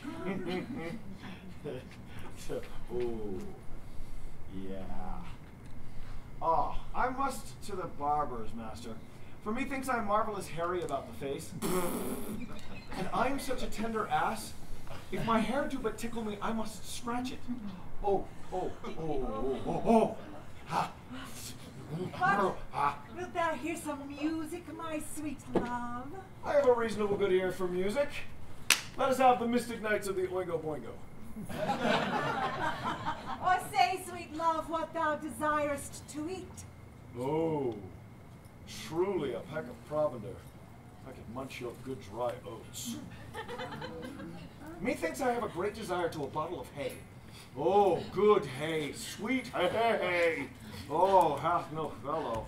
Oh, that's good stuff. I have a venturous fairy that shall seek the squirrel's hoard and fetch thee new nuts. Oh, I had rather a handful or two of dried peas. Oh. But pray, let your people trouble me not. I have an exposition of sleep come upon me. Sleep thou, and I will wind thee in my arms. Oh, fairies, be gone, be always away. So doth the woodbine the sweet honeysuckle gently entwist, and the female ivy so enrings the barky fingers of the elm. Oh, how I love thee, how I dote on thee.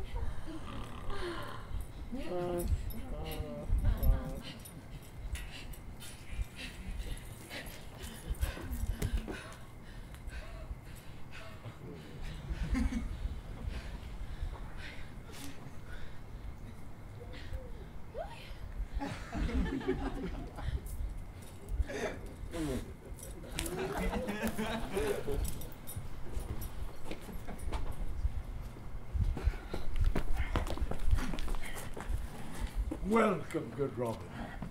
Seest thou this sweet sight? Her dotage now I do begin to pity. For meeting her of late behind the wood seeking sweet favors for this hateful fool. I did upbraid her and fall out with her. For sheer his hairy temples then had rounded with coronet of fresh and fragrant flowers. But when I had at my pleasure taunted her, and she in mild terms begged my patience, I did ask of her changeling child, which straight she gave me. And now I have the boy. I will undo this hateful imperfection of her eye. Gentle Puck, take this transformed scalp from off the head of this Googlean swain. Let he waking when the other do may all to the villages and back again. And think no more of this night's accidents, but as the fierce vexation of a dream. But first, I will release the fairy queen.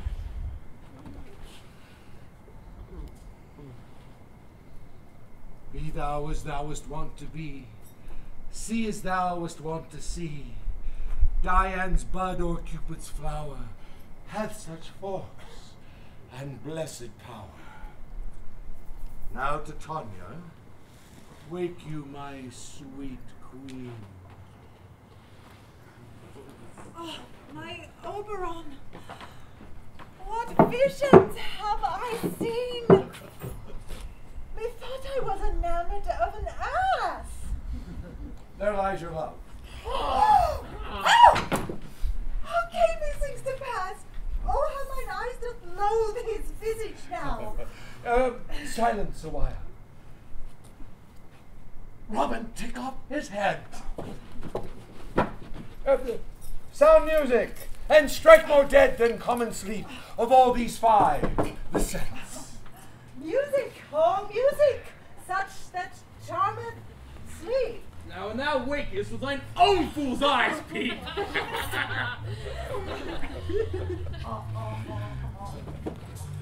Come, my queen, take hands with me, and rock this ground whereon these sleepers be. I said no! You puppet, you!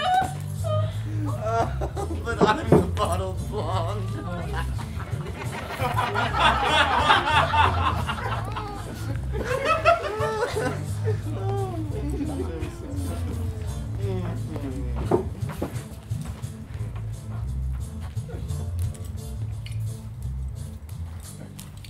Now thou and I are new in amity, and will tomorrow midnight solemnly dance in Duke Theseus' house triumphantly, and bless it to all fair prosperity. There shall the pairs of faithful lovers be wedded, all in jollity. Our fairy king, attendant mark, I do hear the morning lark. Then silent, sad trip we after night shade, and compass soon more quickly than the wandering moon. Come, my lord, and in our flight, tell me how it came this night that I sleeping here was found with these mortals on the ground.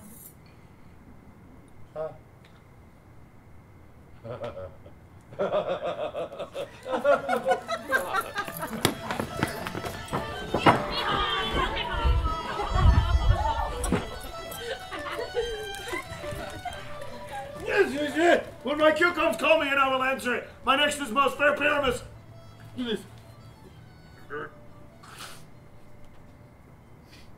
Heyo. Peter Quince? Flute the genome mender? Starveling? Odds of my life, stolen Henson left me asleep. Oh. I have had a most rare vision. I have had a dream beyond the wit of man to say what dream I had. Methought I what? No man can say what. Man is but an ass if he will go about to expound what dream I had. Methought I was, and methought I had. Ha! Man is but a patched fool if he will offer to say what methought I had.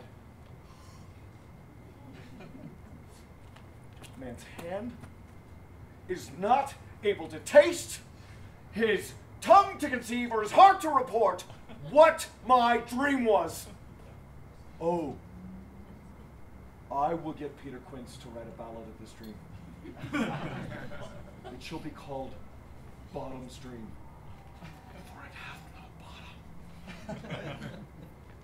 Oh, peradventure to make it the more gracious, I will sing it at her death. Good plan.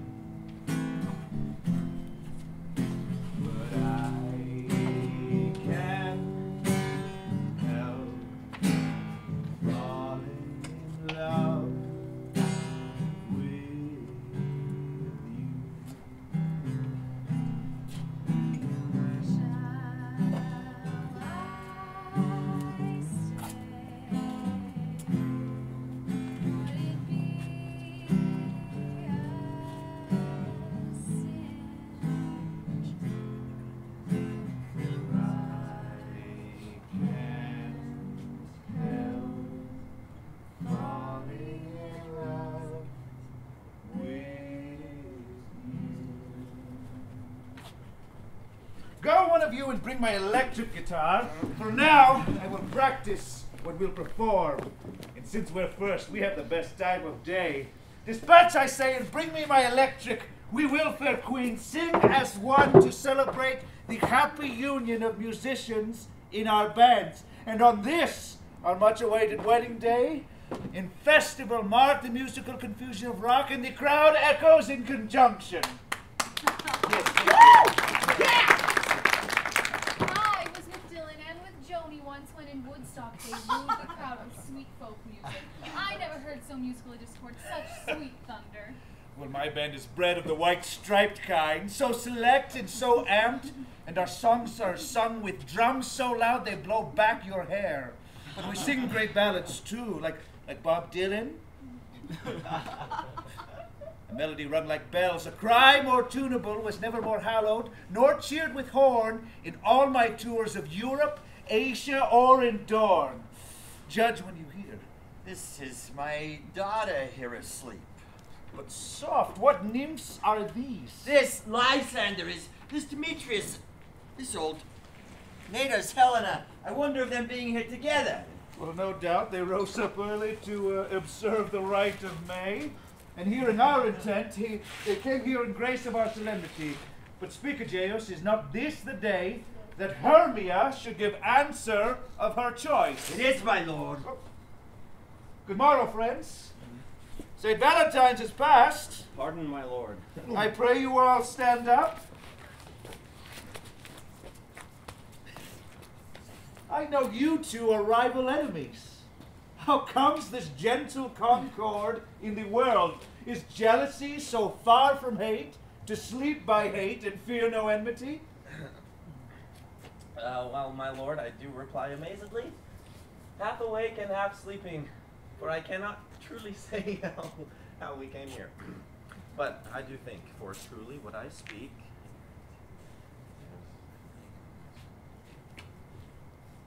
I did come with Hermia hither, and our intent was to be gone. Enough! Demetrius, they would have defeated you and I.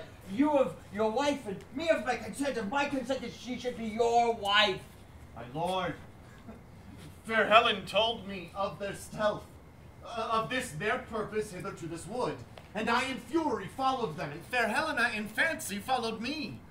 But my good lord, I know not by what power, but by some power it is, that my love to Hermia melted as the snow. It seems to me now as the remembrance of an idol god, which in my childhood I did dote upon, but all the faith, the virtue of my heart, the object and the pleasure of mine eye is only Helena. To her was I betrothed ere I see Hermia. Fair lovers, you are fortunately met. Of this discourse we shall hear more anon. Aegeus, I will overbear your will. For in the temple, by and by, with us, these couples shall eternally be knit. Oh, for now this morning something warm. My purpose jamming shall be set aside. Away with us to Tavern Green. 3 and 3. We'll hold a feast in great solemnity. These things seem small and undistinguishable, like far-off mountains turned into clouds. Oh, methinks I see these things with parted eye, where everything seems double. So methinks, and I have found Demetrius like a jewel, mine own, and not mine own. It seems that yet we sleep, we dream. Was not the Duke just here and bid us follow?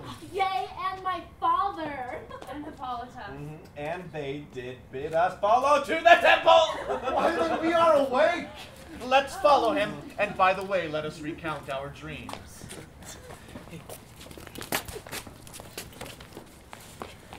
Have you sent to Bottom's house? Has he come home yet? Oh, he cannot be heard of. But out of doubt, he is transported.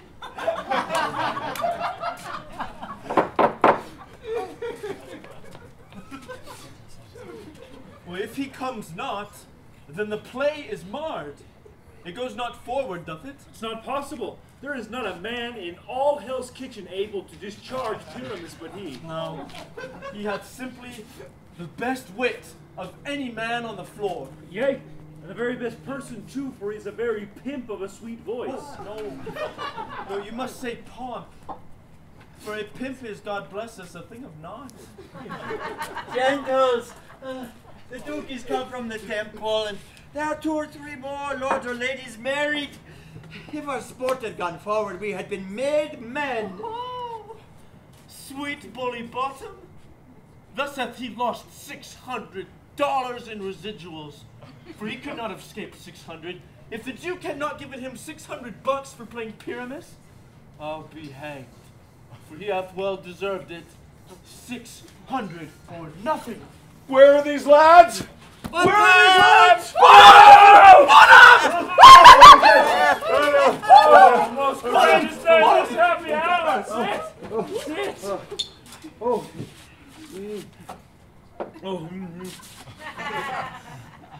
Masters, I am to discourse wonders, but ask me not what, for if I tell you, I am no true Googler. I will tell you everything as I tell it. Well, let us hear, sweet Bottom. Not a word of me. All I will say is, the Duke hath died. No. Get your costumes together, wax for your mustache, laces for your kicks. Meet at the palace presently, every man look o'er his part, for the short and long of it is, we are on like Donkey Kong!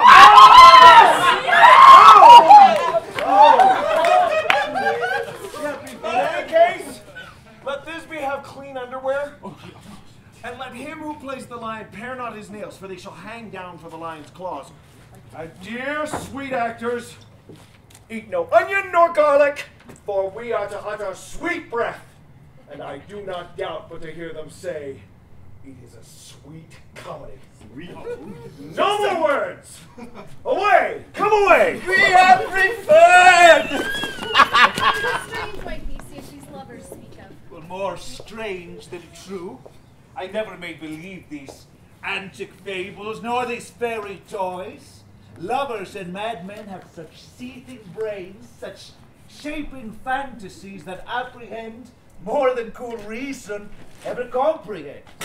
The lunatic, the lover, and the poet are of imagination all compact.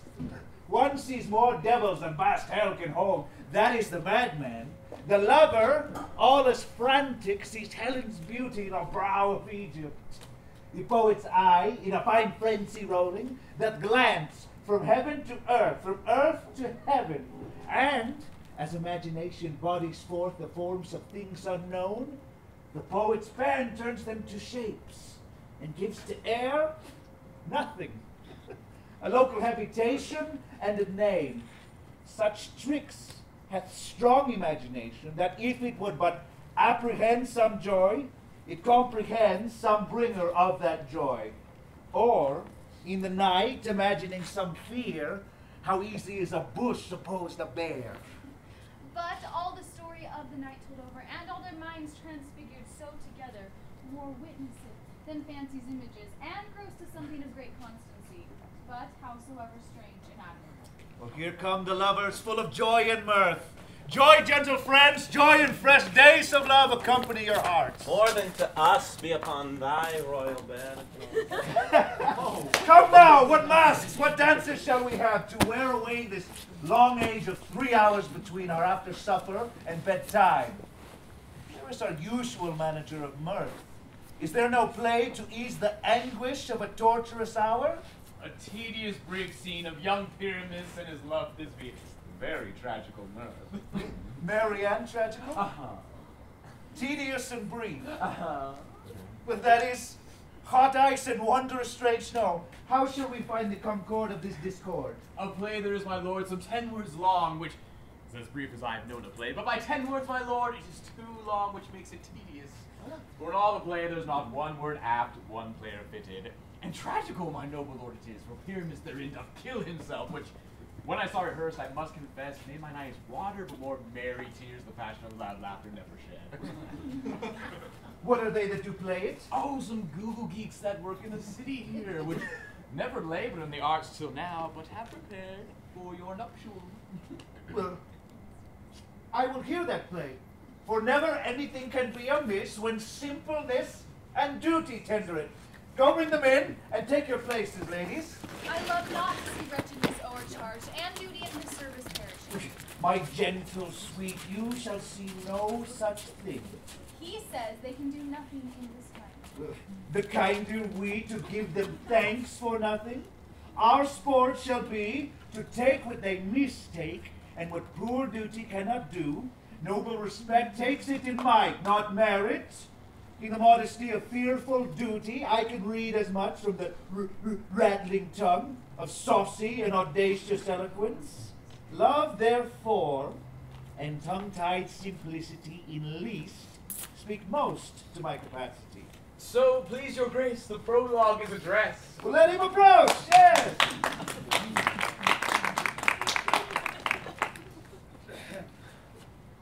If we offend, it is with our goodwill, that you should think we come not to offend, but with goodwill. To show our simple skill, that is the true beginning of our end. Consider then we come but in despite. We do not come as minding to content you. Our true intent is, all for your delight we are not here, that you should here repent you. The actors are at hand, and by their show you shall know all that you are like to know. This fellow does not stand upon points. Yeah, he had rid his prologue like a rough colt. It was painful. His speech was like a tangled chain. Who is next? Gentles, perchance you wonder at this show, but wonder on till truth make all things plain. This man is Pyramus, if you would know. This beauteous lady, Thisbe, is certain. This man with lime and rough cast doth present wall. That vile wall which did these lovers sunder, and through walls chink poor souls they are content to whisper. At the which let no man wonder, this woman with lantern, moon and lantern, dog, and bush of thorns presented moonshine. For if you would know, by moonshine did these lovers think no scorn to meet at Ninus' tomb, there to woo. This grizzy beast which lie in height by name, the trusty Thisbe, coming first by night did scare away, or rather did affright. And as she fled, her mantles she did fall, which lion vile with bloody mouth did stain. Anon comes Pyramus, sweet youth and tall, and finds his Thisbe's mantle slain, whereat with blade, with bloody blameful blade, he bravely broached his boiling bloody breast, and Thisbe tearing in mulberry shade, his dagger drew and died. For all the rest, let lion, moonshine, wall, and lovers twain at large discourse, while here we do remain.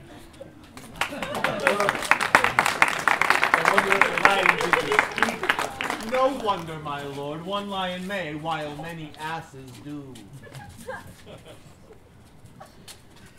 In this same interlude it doth befall that I, one smug by name, present a wall. And such a wall as I would have you think that had in it a crannied nook or chink through which the lovers, Pyramus and Thisbe, did often whisper very secretly. This rough cast, this loam, this rock does show I am that same wall. It is so. Yes. And this, the cranny is right and sinister through which the lovers are to whisper. Tis the wittiest partition I ever heard discourse, my lord. Pyramus draws near the wall, quietly. O grimlet night, O night with hue so black, O night whichever art when day is not, O night, O night, alack, alack, alack! I fear my Thisbe's promise is forgot. And thou, O wall, O sweet and lovely wall, that stands between her father's ground and mine, thou wall, O sweet and lovely wall, show me thy chink to blink through with my... Thanks, courteous wall. Jove's shield did well for that.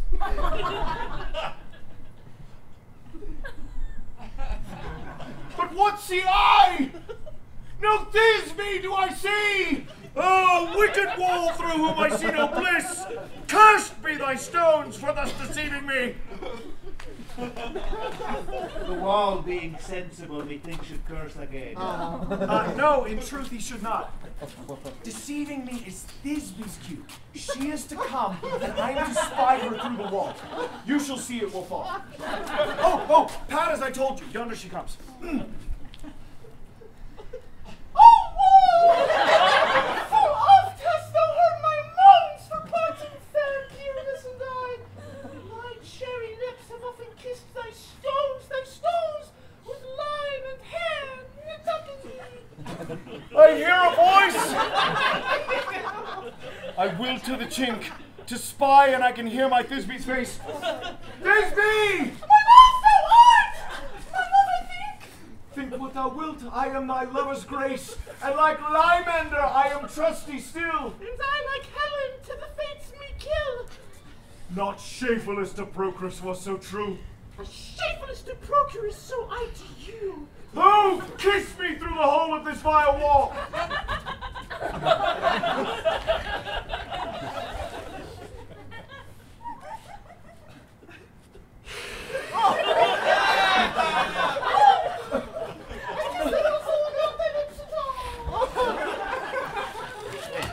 Wilt thou at Ninny's tomb, Highness, meet me straightway? Time's life, time's death, I come without delay.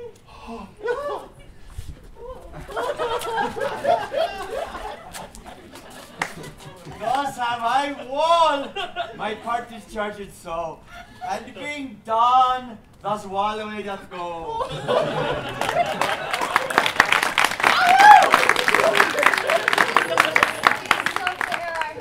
The best in this kind are but shadows, and the worst are no worse if imagination amend them. Here come two noble beasts. Is that a man? What is it? You ladies, you, whose gentle hearts do fear the smallest monstrous mouth that creeps on floor, may now perchance both quake and tremble here when lion rough in wildest rage doth roar. Roar! Then know that I, one Peter Quince I am, a lion fell, nor else no lion's dam, for if I should as lion come in strife into this place, 'twere pity of my life. A very good beast and of a gentle conscience. Oh, but let us hearken to this moon. This lantern doth the horned moon present. She should have worn the horns on her head. This lantern doth the horned moon present. Myself, the man in the moon, doth seem to be. Well, the man should be put into the lantern. How is it else the man in the moon? I am weary of this moon. I will change. Oh, please proceed, Moon. Proceed. Stop! All I have to say is this. But that the lantern is the moon! I'm the man in the moon! This thorn bush is my thorn bush! And this dog, my dog! All these things should be in the lantern, for they are in the moon. But silence, here comes Disney.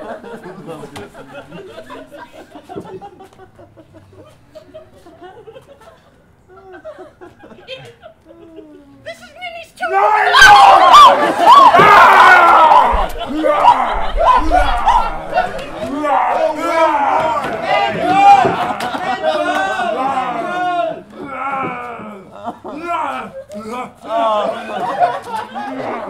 And so the lion vanished. And then came Pyramus.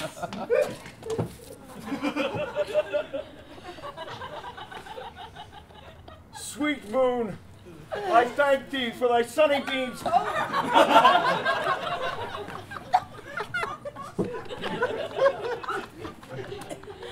I thank thee, moon, for shining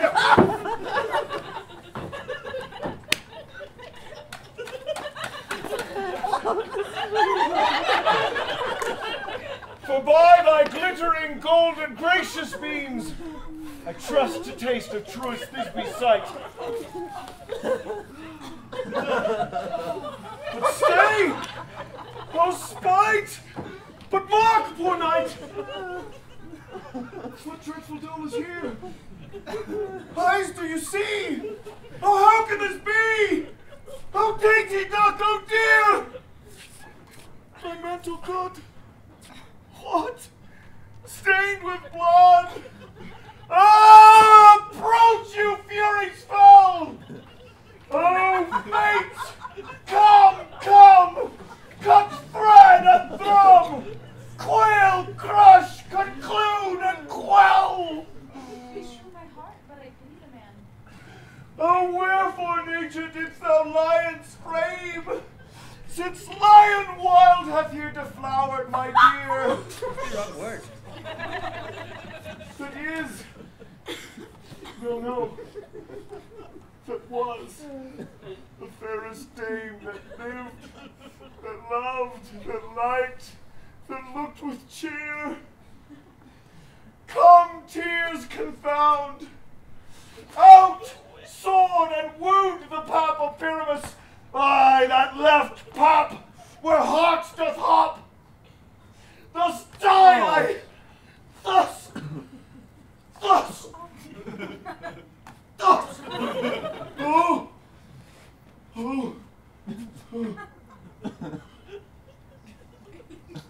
Now am I dead? How am I fled? My soul is in the sky. Tongue, take thy flight. Oh, take thy flight.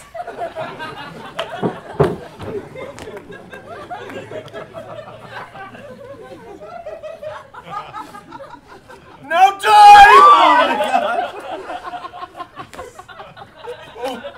Oh! Die!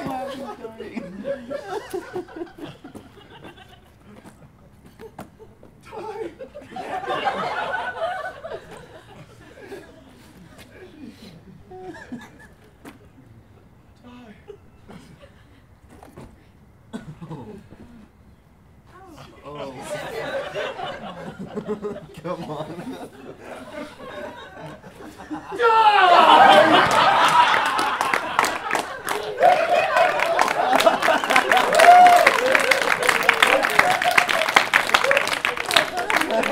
That he may yet recover and prove an ass. Perchance his moonshine's on before Thisbe comes back and finds her lover. She will find him by starlight. Here she comes, and her passion ends the play. Yay.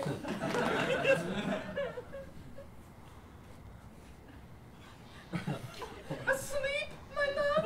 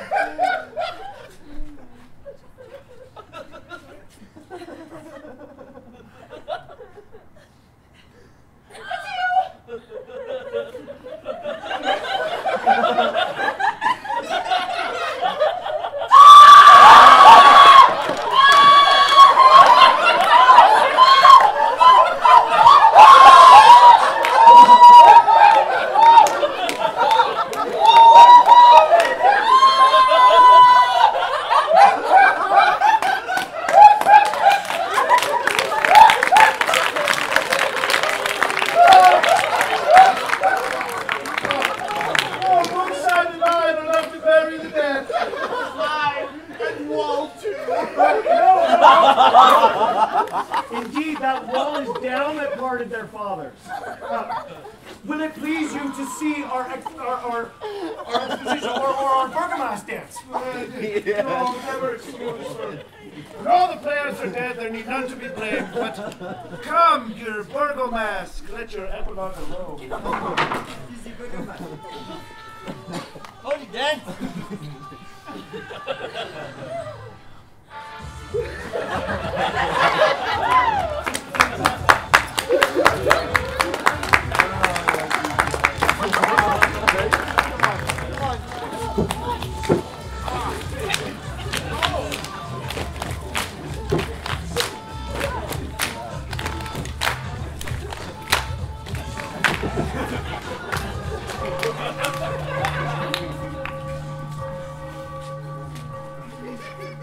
Sweet friends to bed, 'tis almost fairy time.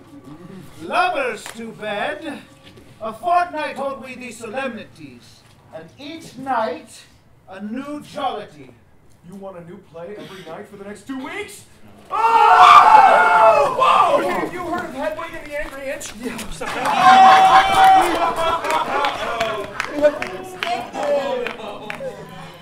And now the hungry lion roars, and the wolf howls the moon. Whilst the heavy plowman snores, all with weary task were done. Now the wasted brands do glow, whilst the screech owl screeching loud puts the wretch that lies in woe in remembrance of a shroud. Now it is the time of night, that the graves all gaping wide, everyone that's worth his sprite in the churchway paths to glide. And we fairies that do run by the triple Hecate's team, from the presence of the sun, following darkness like a dream, now are frolic. Not a mouse shall disturb this hallowed house. I am sent with broom before, to sweep the dust behind the door. Through the house give glimmering light by the dead and drowsy fire. Every elf and fairy sprite hop as light as bird from briar, and each several chamber blessed through this palace with sweet peace. And the owner of it blessed ever shall in safety rest. Trip away, make no stay, meet me all by break of day. Hand in hand with fairy grace, will we sing and bless this place.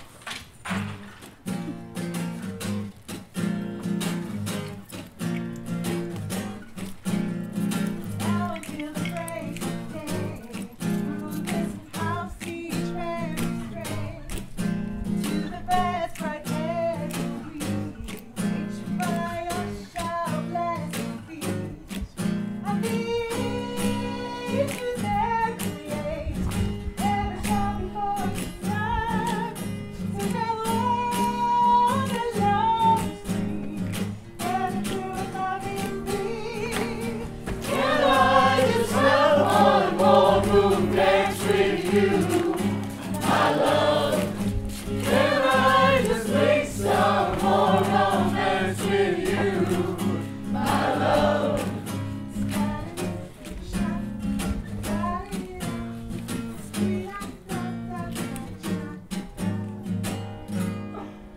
If we shadows have offended, think but this and all is mended. That you have but slumbered here while these visions did appear, and this weak and idle theme no more yielding but a dream. Gentles, do not reprehend. If you pardon, we will mend, and as I am an honest buck, if we are to earn unearned luck, yet to escape the serpent's tongue, we will make amends ere long, else the puck a liar call. So good night unto you all. Give me your hands if we be friends, and Robin shall restore amends.